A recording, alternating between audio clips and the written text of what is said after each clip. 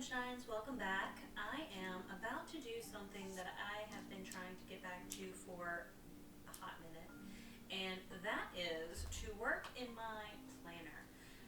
Now, I do have plans of one day actually creating my own planner, and if you are one of the few who has actually seen that planner, it's more like it's a wellness planner for me. It's got the 8 different aspects of wellness as I've been able to kind of Google and figure out through research and through my studies with wellness and through nutrition and through being a personal trainer. But this one is one that works beautifully for me. It is not a sponsored post at all in any way, but this one is called the Savor Beauty Planner, and actually it's down here on the bottom. And this is probably the third or fourth one that I've started to fill up. It has 13 weeks of content, so about 90 days worth plus an additional 7, and it has like ways to do your opening ritual, which is pretty much brain dumping, where at the beginning of the week, so usually on Sunday night, I pull out my planner and I brain dump everything that I want to happen for that coming week, or what's on my brain, or what's bothering me, or what I feel like I'm carrying from the week before. And then there's something on the next page right here called the brain detox, where this is supposed to be your to-do list. So this one on the opening ritual is you setting your intentions. For me, that is me kind of a little mini therapy session. Like when my therapist, she encourages me to write and journal, and that's what this section is for me for. However, for the brain dump section, this is all the tasks, whether it be wash Argos or grocery shop or wash my car or get an oil change. I will put that on here no matter how big or small I think it is. Call the insurance company or pay a bill. I will list it all out here.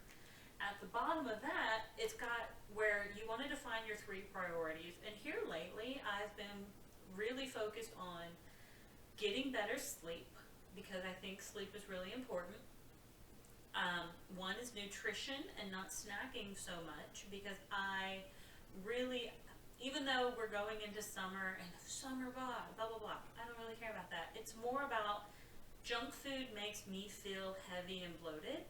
So when I focus on eating well, instead of all the junk food that has a lot of saturated fats or has a lot of filler or just has a lot of empty calories, then if I don't eat those, I feel better and I sleep better and my body reacts better to things. So nutrition is usually one of them for me. And then I really think about my to-do list and my intentions, and I usually set that as my 3rd priority. And sometimes it's fitness, sometimes it's finances, but I usually will try to keep it to one of the avenues of wellness that we can talk about in a future episode. But I was really thinking about this because I don't know who uses planners that often, or who knows of a good planner that works really well. I have tried so many, and this is the only one for me that seems to have all the different aspects that I'm looking for. It does have space for the different days of the week, and it's open dated, so there's no wrong way to begin or end your week. If you want to start your week on a Thursday and end it on Wednesday, go for it. Like that can be your 7-day cycle. Whatever you want to do. I tend to start mine on, like, even though I fill it in, like my intentions and my to-dos on Sunday, my first official start date is usually Monday, and then my 2 days on the end are my weekend days. So I always have these last 2 little pages for Saturday and Sunday. And a lot of times during the weekends, I don't focus on these pages as much as I should, but that's okay. I mean, you know what, 1% is better than 0%, and I'm still doing a lot better than that. For closing ritual, I am very hit or miss with doing this particular page, but I just really wanted to talk about a planner. And a closing ritual can be anything that you want it to be, as you think think about how your week has gone. So again, on Sunday, as I'm about to plan for the coming week, I think about how my week previously has gone. And did I set myself up for success or failure, or was it pretty benign? Did I pretty much status quo? Like, what's going on? And I'm just trying to be honest with myself, because I think being honest with myself is sometimes the hardest part. And it's so funny because I actually caught myself doing that the other day. I try to weigh myself about twice a week, just twice a week, like, and I wrote down a weight, but it wasn't actually what was on the scale, because I was like, oh well, I haven't done this or that, or like I already drank coffee, so I can. I'm like, girl, you are not being honest with yourself. Just write down the number that you saw on the scale, because it's not a bad number. Just because it was like half a pound more than you wanted it to be, like, we don't have to justify a half a pound today. It's fine. But it's about being honest with yourself. And that's what journaling ends up being for me, is I am able to better be honest with myself if I write it down and I have to look at it, and I can't, like, I can lie to myself, absolutely. I can gaslight myself like nobody's business, 100%. However, that is not the goal in order to be able to care for yourself and to make progress in yourself. And I am working so hard to make progress with myself and to feel like I'm in a really good place. And I think there's a lot of avenues where I am in a really good place.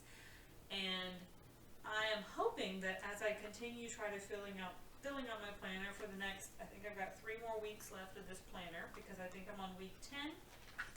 And like I said, it is a 90-day planner, but it has a 13th week after week 12, even though it's not tabbed.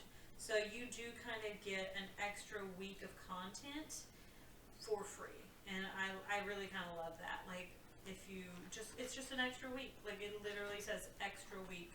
And then at the very end, you get notes, you get stickers, you get a look back, a look forward, you get to see what you've learned over the past 90 days. But it's not going to help if you're not honest with yourself. And that is so, so important. And that's what I'm working towards. I just want to be open and honest with myself about what I'm trying to do and where I'm trying to go in life. And I hope that just this conversation is going to help you in some way find whatever path you need to find whatever tools that you think are going to help you, because this has been working for me pretty well when I'm dedicated and I do it. So I make myself carry it around. I put it in my bag. It's not small, but it's not big, it's not huge, it could be worse. It's not a lot bigger than an average book, but you can toss it in a little backpack, toss it in a messenger bag, what have you, take it to work with you. If you maybe leave it at your desk, leave it on your desk at home, wherever you feel like you're going to get the most out of it, in whatever way that means for you. But be honest with yourself, and that is the most important thing. And I hope that I will see you in future episodes and we can have conversations again. So please let me know how things are going. I would love to know below in the comments, and you can find me, I think I've got like email links and some Instagram handles.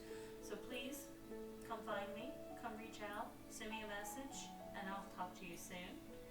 And until next time, and oh gosh, I'll see you on the next page.